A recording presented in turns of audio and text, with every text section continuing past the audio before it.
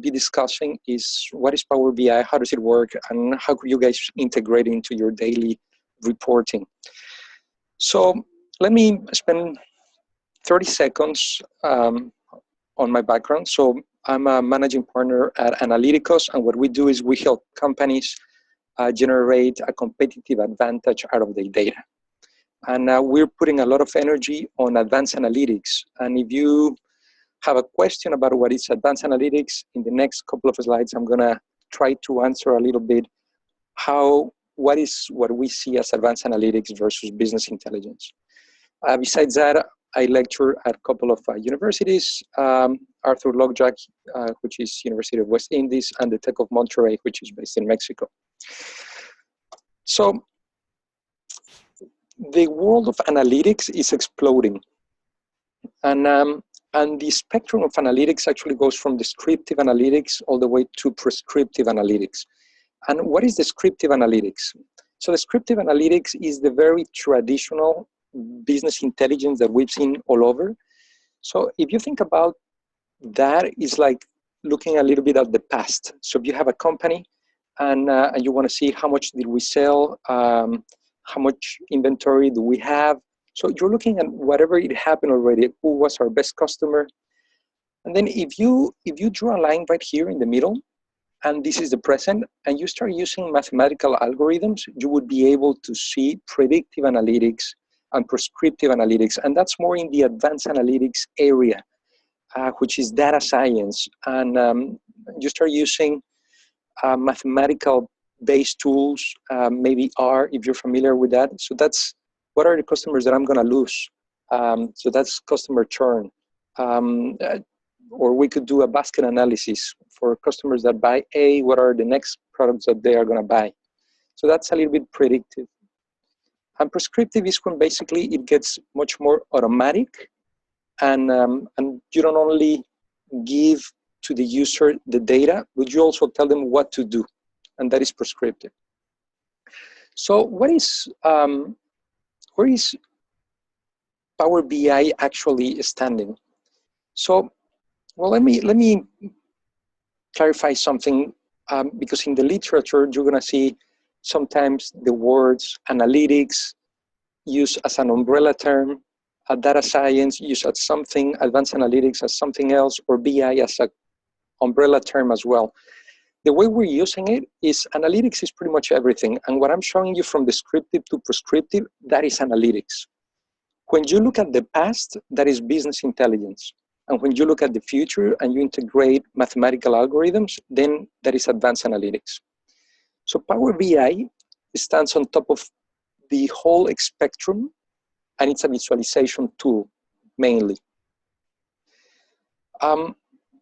So the more you move to the right, of course, it becomes more difficult. You need perhaps better infrastructure, but you would need more advanced human capital, if you will.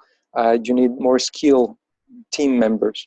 And of course, the value that it brings to the organization also goes up. So what is actually Power BI? So Power BI is a cloud-based service for you to access the data, analyze the data, discover the data, and share the data. And I'm gonna share with you a couple of things on what you can do with this. So some interesting benefits and differentiators. So one of the things, and I believe this is almost the last slide before we actually jump into the demo. One of the really cool things is that there are already some pre-built dashboards and reports for certain software as a service solutions. So think about Salesforce, or think about Marketo, or Google Analytics. So you can connect to these software as a service solutions and integrate right away with some dashboards. And you can, within Power BI, you could actually create dashboards bringing data from all these sources, plus your on-premise data or the data that you're going to be hosting on the cloud. And I'm going to get into that in a little bit. So you can do real-time updates. Power BI integrates really easily with Microsoft products. And if you're familiar with Azure, it integrates with SQL, Azure, or the regular storage that you can have on Azure. It's a really simple integration. Something that the cloud service contains is using natural language. And that is really cool. We're going to do a demo on that really fast. And instead of you only building the dashboards and the reports, you could use natural language for your users to actually start writing whatever question they have. And I'll show you that in a second. So you have the different data sources. Think about solutions already on the cloud, software as a service, on-premise data, custom content packs that you prepare for your organization, Excel files, and then you have the Power BI service with many capabilities. What are the 4 pillars of Power BI? And that's where I'm going to spend most of the time. So Power BI Desktop has a module for data preparation. And between data preparation and exploration, this is probably where you're going to spend 70% of the time. Bringing the data from different sources, cleaning the data, putting it in the right structure for you to explore it. And then you're going to create the reports, and using the cloud service, you'll be able to share those reports with the rest of the organization. This is where we're going to spend the time today. Besides that, Power BI has an API that you could use to integrate the reports within your web pages, or even to pull data into a PowerPoint, or to pull data into a Word or Excel file. So this is, we're not going to spend time on that, but there's that capability. So where are we going to spend most of the time today? It's going to be using Power BI Desktop. And what is Power BI Desktop? Well, it's a free application. You can download it from the Power BI website. This is a Microsoft product, of course. And what it does, it combines the power of Power Query, Power Pivot, and Power View. If you remember, as part of the Microsoft strategy, they put Excel as the heart of their business intelligence. And on top of Excel, they put Power Query, Power Pivot, and Power View, which now for Excel 2016 is changing a little bit. But on top of that, imagine all those capabilities with a very nice way to visualize data, and that is Power BI. All right. Something that I'm going to mention really fast, and it's quite incredible, and it's the monthly updates that Power BI has. So Power BI was a preview software all the way until the summer. In the summer, they released the public version. And the public version, it's been updated every single month with additional data sources, with additional capabilities, additional visualizations. So it's moving really fast. So again, these are the 4 pillars where you prepare the data, you acquire it, you kind of transform it, clean it, then you do some exploration, the reports, and then you share it. So what are some of the sources of the data that you can bring today? This is not a comprehensive list, but to give you an idea, so you can upload files from several sources, Excel files, text files, from tons of databases, SQL, SAP is already included, which is not here. HANA is included, which is not in this list. MySQL, SQL Server, analysis services, which is really cool because with that, you can keep your data on premise and only use this as a visual tool. Of course, it integrates very nicely with Azure. And you have some additional sources of data that you can integrate. Okay. So let's start getting our hands dirty with this. So I want to share with you this sales file. So it's a very traditional sales file where you have the segment, country, the product, the unit sold, manufacturing price, sales price. It's very clean. Usually the data that you're gonna receive is not this clean, but for the purposes of this demo, we're gonna work a little bit with this. So I'm gonna open Power BI Desktop. So this is the desktop version. And let me give you a couple of words on what we're seeing today and the lingo that Power BI uses. So this white area is what it's called the canvas. And the whole idea behind the canvas is that you can drag and drop from the right side where you have the visualizations toolbar and I'm going to move this, and the fields toolbar. So let's start by getting some data. So I'm going to click on get data. You will see tons of sources here: Excel, CSV, folder, Access, SQL Server, Azure, something that has been integrated recently. And if you're very much into the predictive and prescriptive world, you're going to appreciate this, is R, which is already integrated here, and you can do some very cool things with that. And of course, MailChimp, some software as a service that you can integrate really easily. So I'm going to click Excel, connect. We're going to go to my folder here. We have a webinar, sales data, which is the same one that I just shared with you. And this is actually going to open what it's called the query editor. And from the query editor, it's where I can play with my data and clean it. So I'm going to bring the spreadsheet that we saw, which is called financials. I get a preview here with the different columns that we saw on the Excel file. I'm going to click edit, so you'll be able to see how it looks. So this is the query editor. Here are the different columns. And this is where you could clean or change or replace certain values. If you would have null values, you could change it here. If you can change the format of certain columns, you can do it here. So let's do a couple of examples. So let's say, and this is a classic, you're integrating data from different sources, and you might have Mexico with an accent right here, and then Mexico just MX, or sometimes you have United States of America, and sometimes it's USA. So for the sake of this example, I'm gonna, every time I see United States of America, I'm gonna change it to USA. So it's as easy as clicking here, replace values,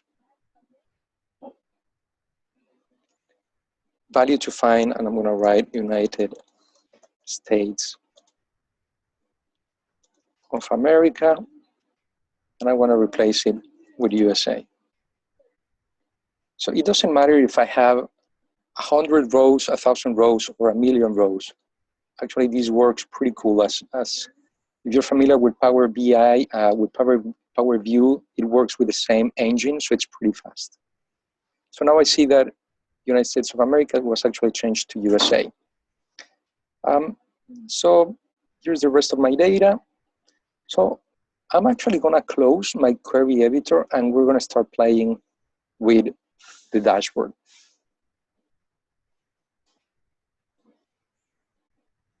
So this is gonna apply the query changes.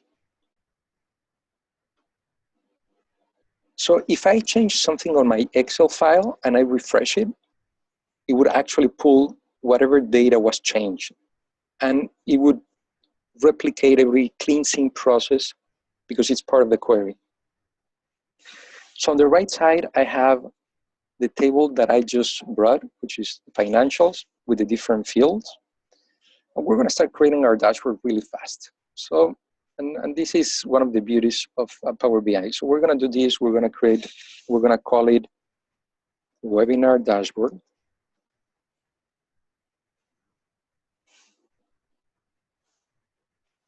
There's a lot of drag and drop here really easily. And let's say, for instance, I want to start looking at my information by geography. So I have all these different visualizations. So stack column chart, a regular cluster column chart. I have a map right here. I have a tree map. So because I want to see it as a map, I'm going to start including, I just click here, and that brings me a tile. That's the way Power BI calls it. So I bring a tile here, where I'm going to include, well, every time you select a tile on your visualization, you're going to see different fields that activate right here. So for the tile, I have the location information, maybe I have the longitude, the latitude, the values, and certain filters that I could use. So let's click on the country. It's going to appear as a location. So right away, that pulls information, and I can see the different countries included in my data. And what I want to see now, let's say, is the gross sale by country. So I just grab gross sales and bring it to value, drag and drop. And now you see the size of the bubbles actually change.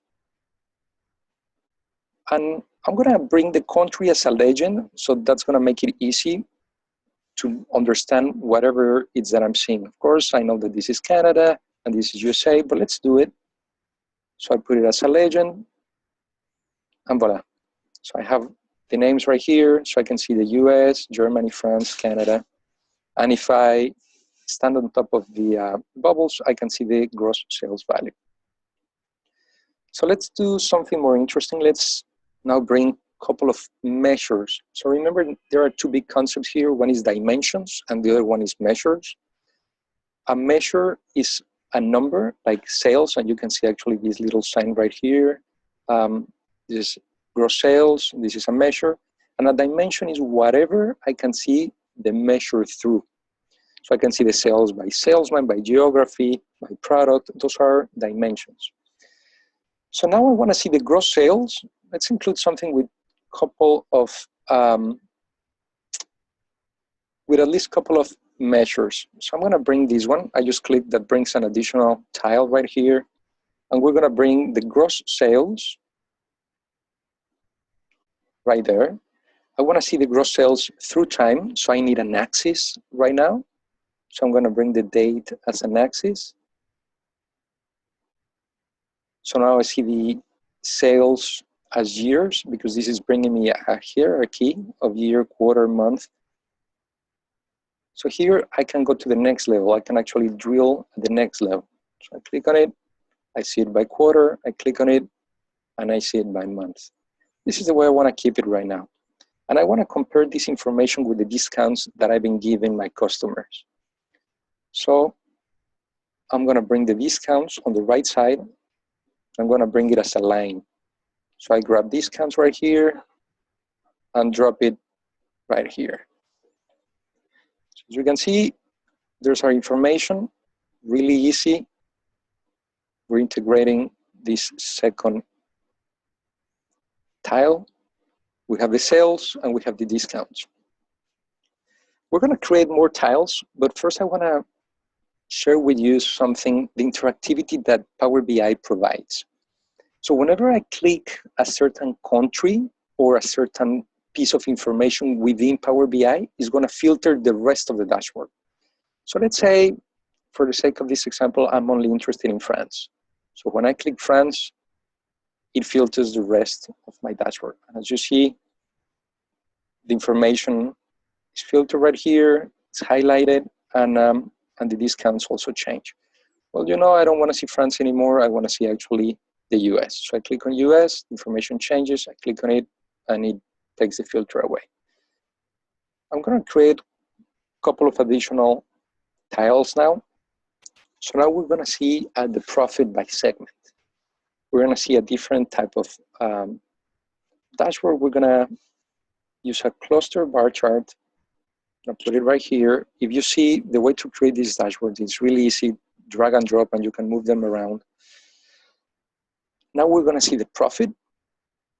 So it's a value right here. And we're going to see it by segment. So I'm going to bring the segment as an axis. So there you go. So now we have the different segments and the profit. And same as before, if I click on a small business, just click on it, it's going to filter the rest of the information. I click on government, and it filters the rest of the information. So talking a little bit about the format. So you could really easily modify the colors of the bars, the sizes, the fonts. We're going to do that for this example. So for instance, we're going to change this one. On my visualizations toolbar, I'm gonna click here on format. And this is where I can modify pretty much everything. I'm gonna click on data colors, show all. So I could give a specific color for a specific month. But what I'm gonna do is, actually, I'm gonna change the color of the discounts. Instead of black, I want it to be red. So there you go. It's really easy. I'm gonna change the format of my second tile.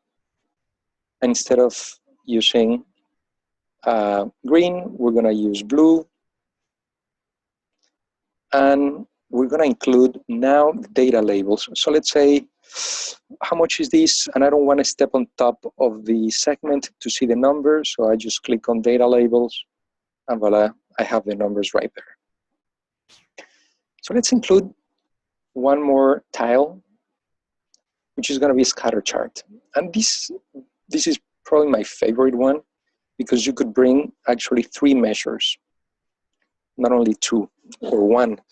So we're gonna bring the gross sales, we're gonna bring the profit, and we're gonna bring the units. So those are 3 measures that we're gonna bring. So let's bring the profit as an x-axis. We're gonna bring the sales as a y, and the units, the number of units, as the size. The size of the bubble is gonna be given by the number of units, and we're gonna see these by product.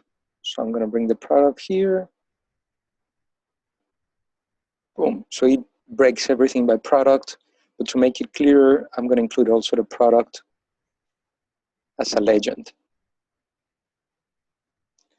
So now I can see the different profits. So the most profitable is Paseo. And the sale price, I can see also that it's the highest one. And the size of the bubble has to do with the units.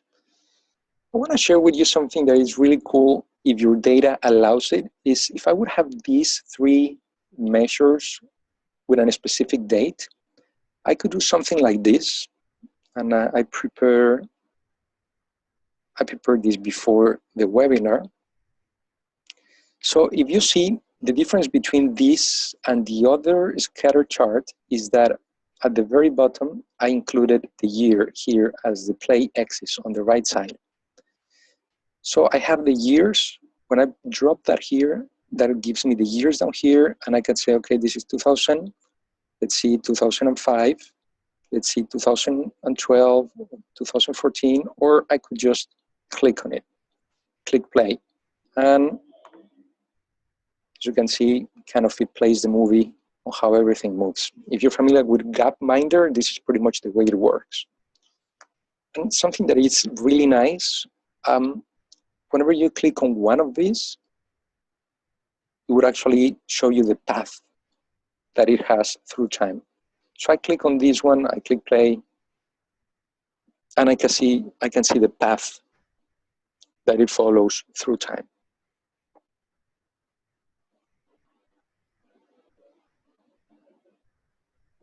Which is really, really interesting and really cool. So I'm gonna go back here. So let's say I wanna do a comparison now with a measure that I didn't bring from my data. How could I create my own measures on the fly? So it's really simple here. I just go here, create new measure, and that is gonna bring a measure right here. And I already created some formulas to bring the revenue from 2014 and 2014. So I'm just gonna copy paste. This is using what it's called DAX language, which is created by Microsoft, and data analytics expressions, and it's really powerful and easy to learn. So here I have the revenue for 2013. That's the name of my measure. And what I'm doing is I'm adding every sales number, and I'm filtering for 2013. So I click here, column sales and sales cannot be found because it's called differently. It's called financials. Let me create it from scratch.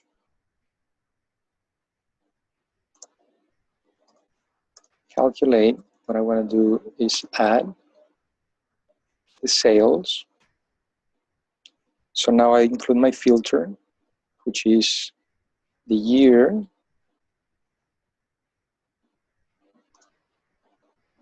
Or I can even do something easier. I can include the, yeah, let's do it that way. 2013.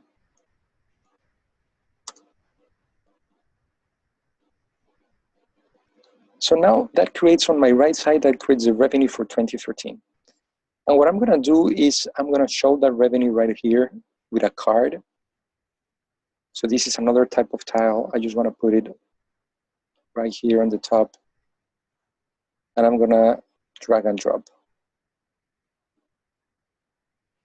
So I see the revenue for 2013 is 24.42 million. So what happens again when I click on anything? Let's click on government. Everything filters.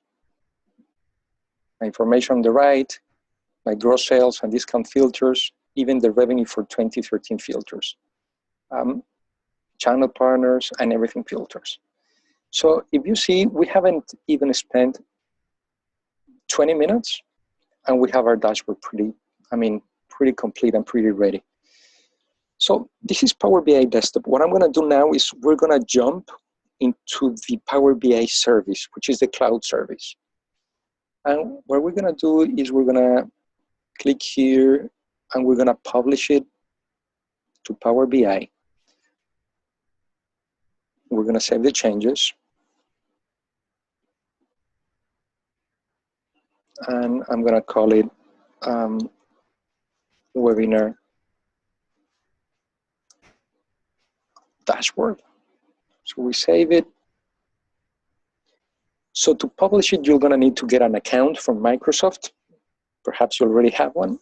If not, it's just 3 clicks and you can get it. So it's already published, and I'm gonna open the dashboard that I just created.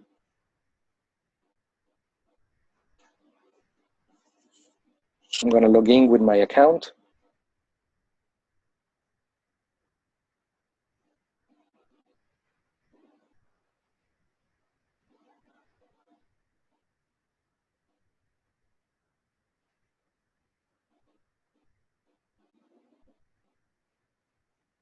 So exactly the same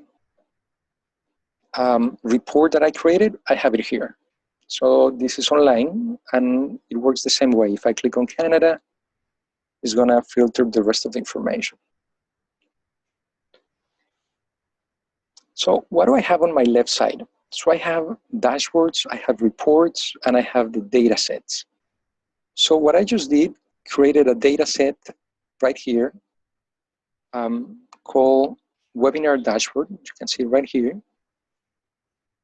And the data that we imported, now it's on the cloud and it's right here. So I could create additional dashboards right here from the cloud service. I could give these to my users if I wanted to, or I could limit that. Perhaps the only thing that I want to give to my users is the report that we created, which is right here, webinar dashboard. And with this, they can create dashboards, or I can create a dashboard for them. So if I click on the pin right here, say, click right there, and we're going to create a new dashboard, and we're going to call it webinar Power BI dashboard. That creates on the top, that creates right here, webinar Power BI dashboard. And I only pinned this one, and you can see it here, but I could actually go back to my webinar dashboard and bring also this additional tile, pin it, And if I go to my webinar Power BI dashboard, I have it right here.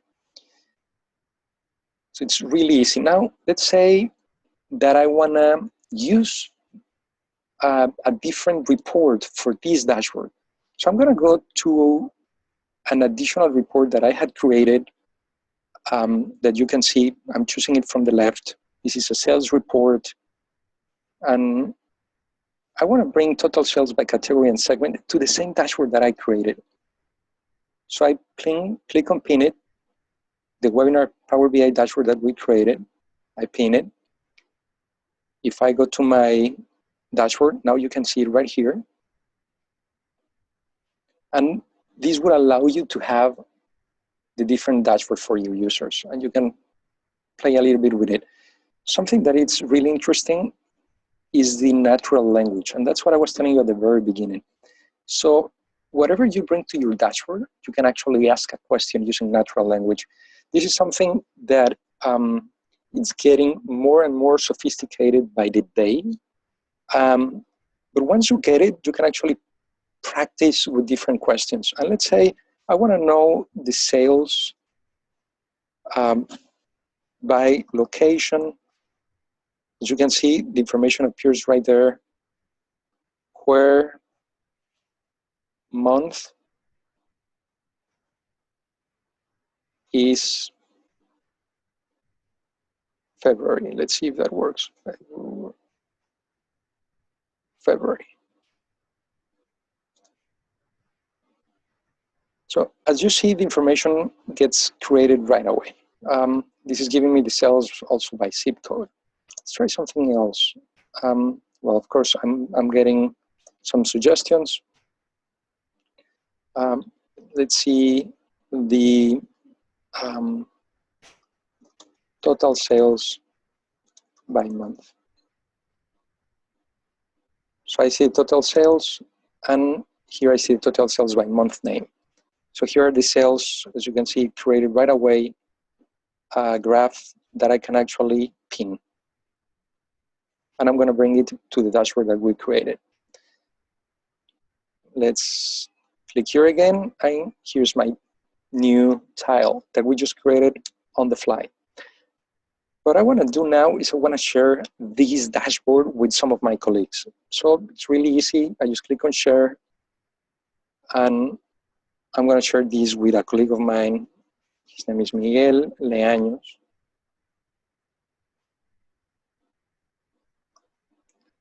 And I have his name right there. Interesting info for you. And I share it.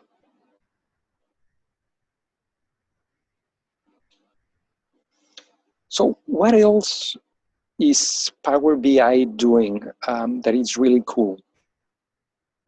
So if you remember here, we have the data set where we can create new dashboards, or we can give our users the capability to create their own dashboards. So we have it right here, the information that we brought. If I click here, I have the quick insights capability.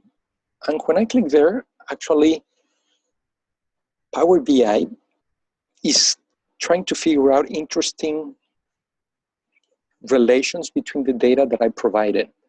So it's going to come up with certain information that might be really interesting. So it's already ready.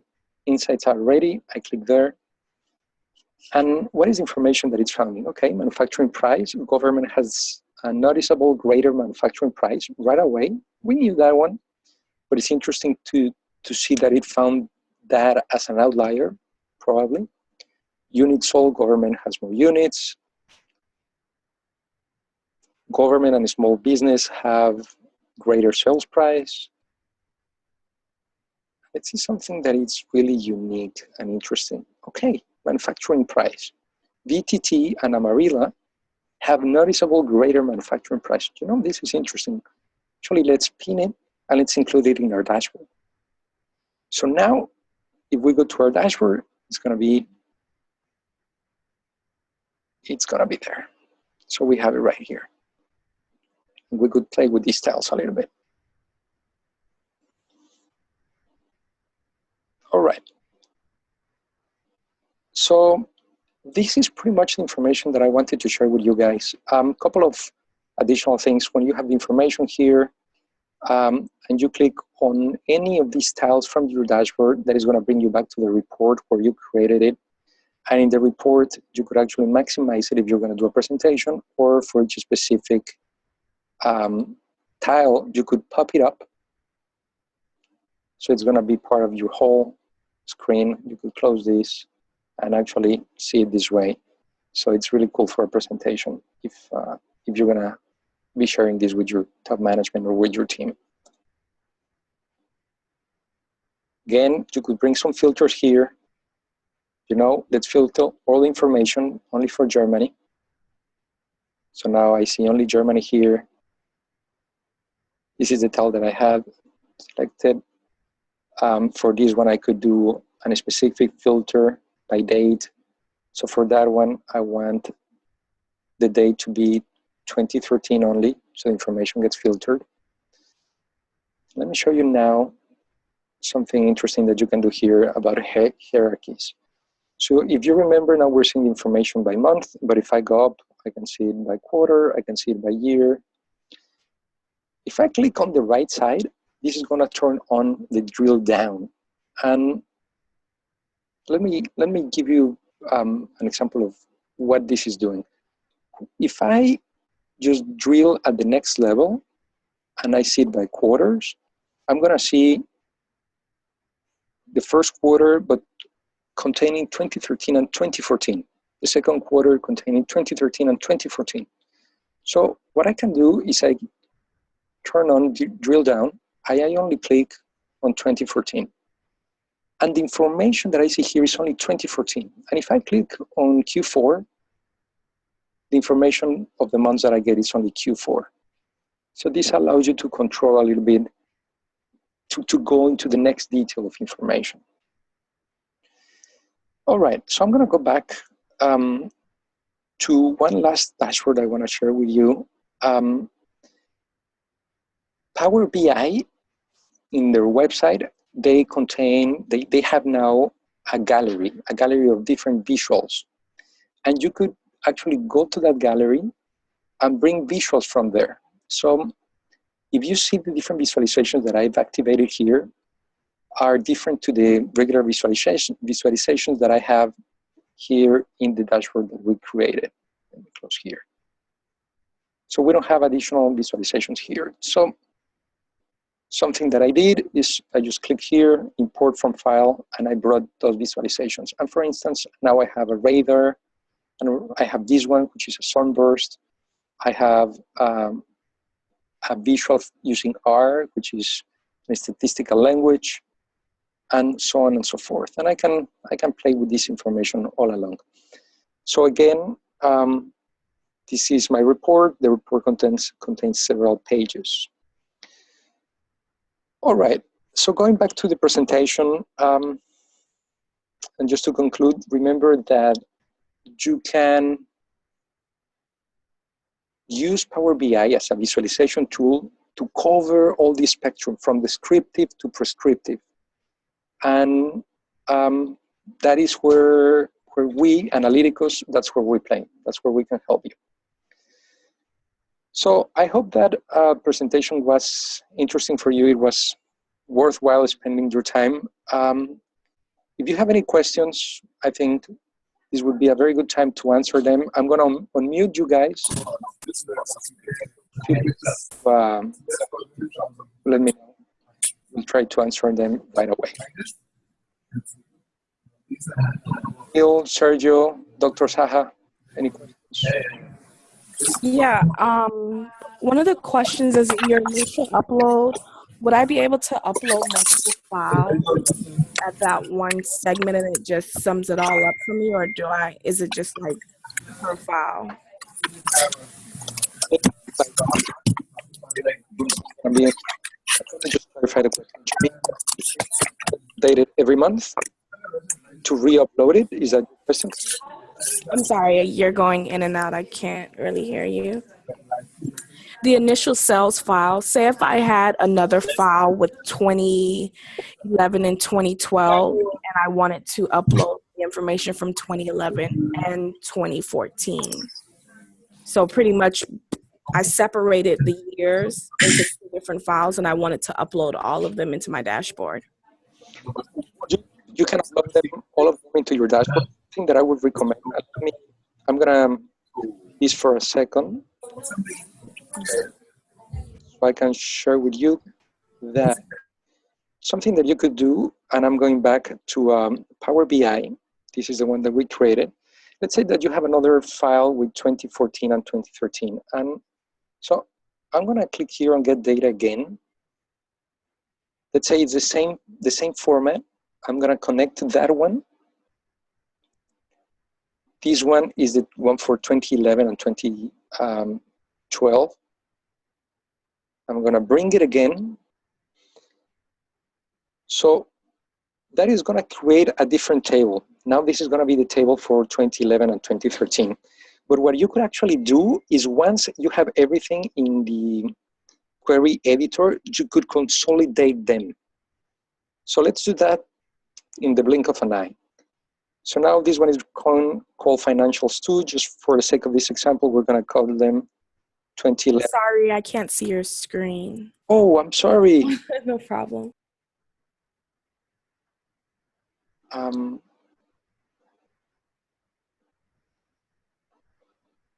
There you go. I'm sorry.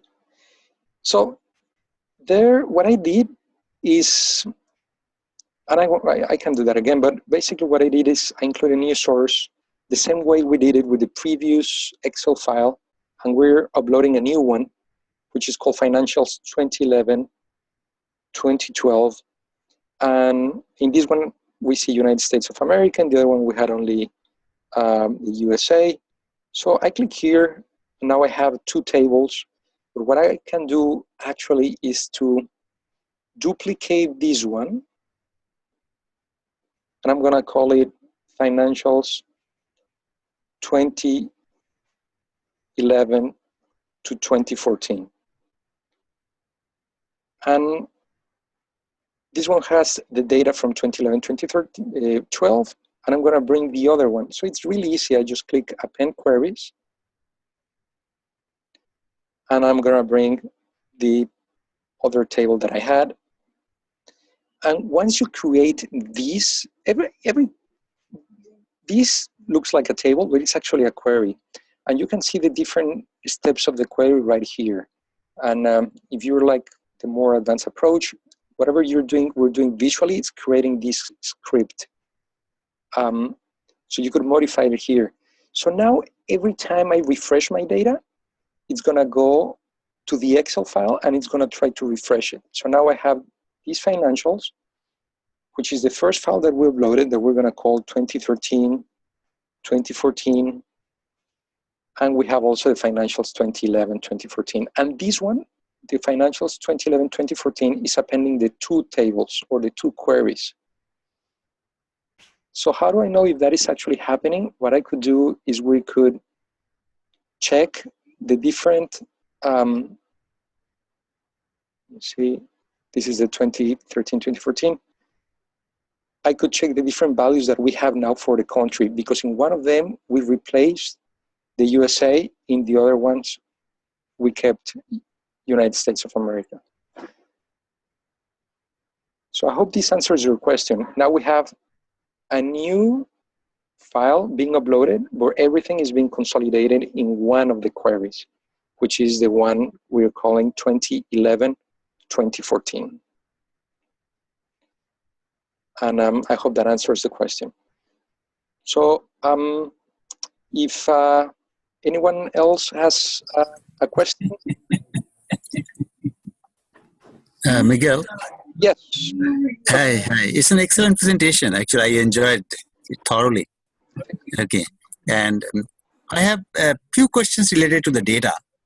First question is, how big the data can be? Like, here, how many rows? What is the maximum number of rows here? Any idea? It's going to depend on your source. Actually, in some cases, the data is not going to be hosted here ever. It's actually going to be in let's say we're including data from SQL here on depending every server is actually capable of hosting. You can see Teradata. Teradata, okay. Huge, it's crazy. Or Azure. It's on your okay. Right. Okay. And also, what about the data quality? As you have mentioned in the beginning, the data cannot be as clean as this. So if the data is not as clean like this, so what will you do then? So if the data is, yeah, that's right. No, it's a very good point. So let's say you're bringing data from several sources. So truth be told, it might be really I don't know it's breaking up. Hello. See, it's breaking up. Your voice is breaking. Hello. Hello. You hear me better now? Anyway, somehow it's breaking. Anyway, go ahead. Okay. I'm gonna mute everyone and I'll unmute everyone to come back. Perfect. So what you would do, you can do some cleansing here. And as you saw, I replaced a value. We could get rid of null values. But if you have tons of business rules, what I would do is I would clean the data before you pull it here with your ETL. So I would, in your ETL, I would include the main business rules that you're currently using. And if you want to follow a nice methodology, actually what I would do is you bring the data, you have the source file, and then you have your ETLs, and you create a data warehouse where your data would be already clean. Perhaps you can do certain things at the end right here to replace certain values that is going to make it easier for your final user. But I would do most of the cleansing using different tools. This is interesting, but it's really hard to lose control with different steps. So I would take a step before, clean the data as much as you can, and bring it as clean as you can. And as you know, Dr. Saha, this is where most of the projects take most of the time. Is there any provision in data BI, Power BI, to cleanse the data, like data cleansing? Power BI, it's a little bit in that sense, like cleansing it per se. Everything is a rule that you should.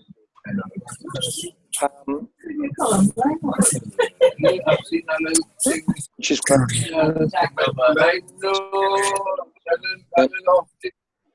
I'm going to mute all again so you can see.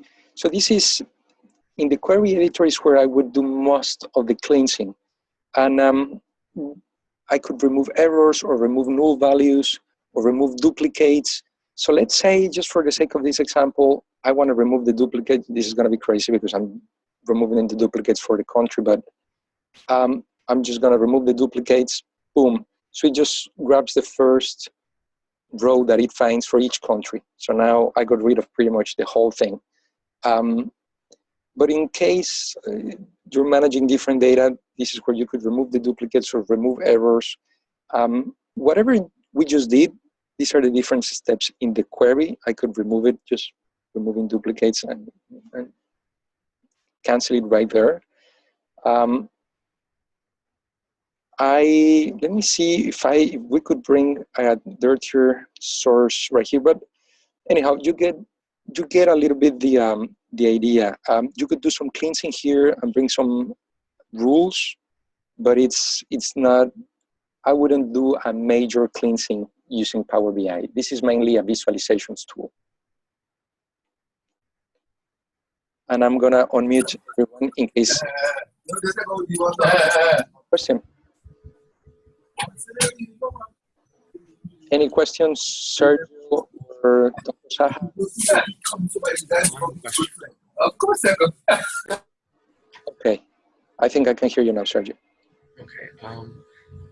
Here we're interested in doing some more advanced analytics, and for visualization, we've been using some Tableau, which is actually rather similar to Power BI. So we're interested in going back to the advanced analytics. We're trying to do like more categorical analysis and I know that R has a lot of capability in there. And I saw obviously there's some R add-on there. Right. Is there any example you could give us to show like some simple communication between R and Power BI? Yeah, absolutely. So I'm gonna mute everyone just for a second. Mute everyone. All right, cool. Okay. So I can share this with you. So I'm going back here. And what we're gonna do now is I'm gonna select new source. Let me just close this one without applying. And let's do it back from Power BI here. So I'm gonna click on Get Data. And I'm gonna add. Can you show us the screen, please? Oh my God, forgot it again. Okay, there you go.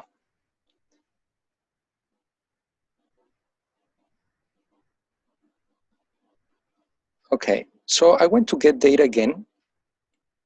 And now I'm gonna bring an R script. I'm gonna connect there. There are two ways to connect to R.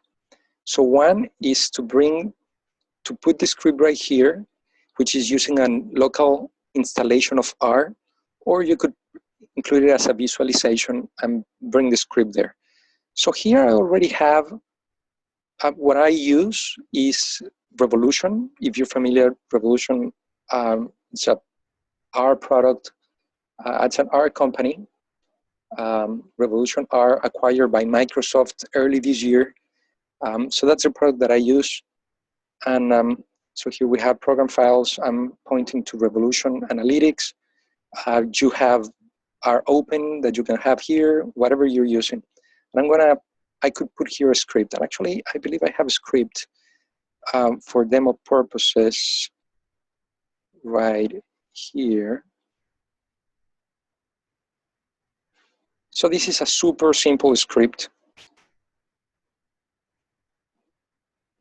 So I'm gonna click OK.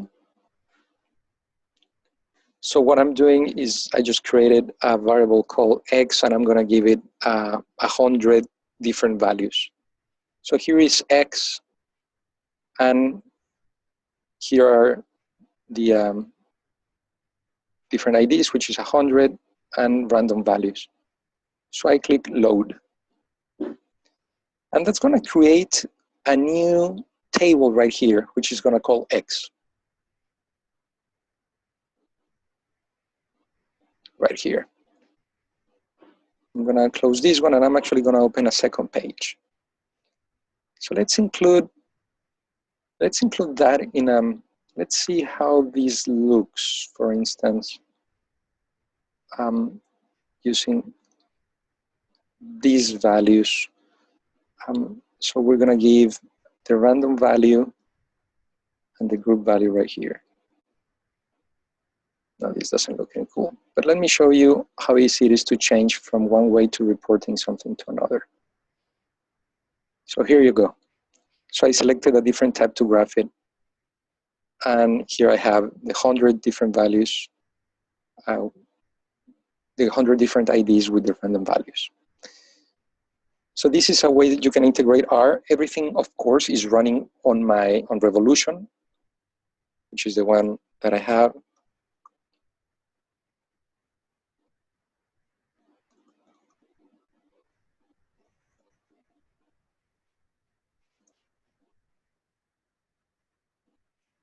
Which is right here. So this is the program that I'm using for R, for Advanced Analytics. So I hope that helps. Let me unmute everyone.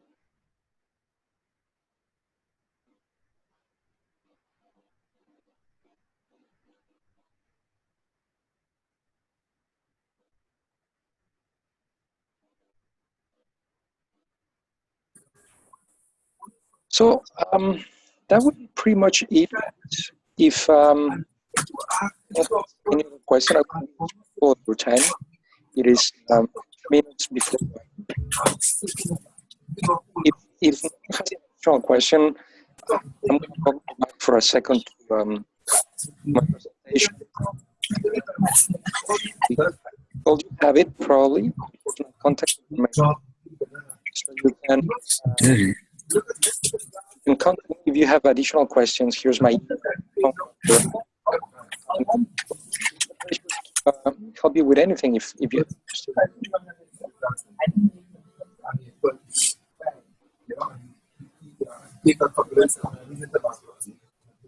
Well, that would be it from my side. Thank you. Thank you. Yes. Talk to you soon. Ciao.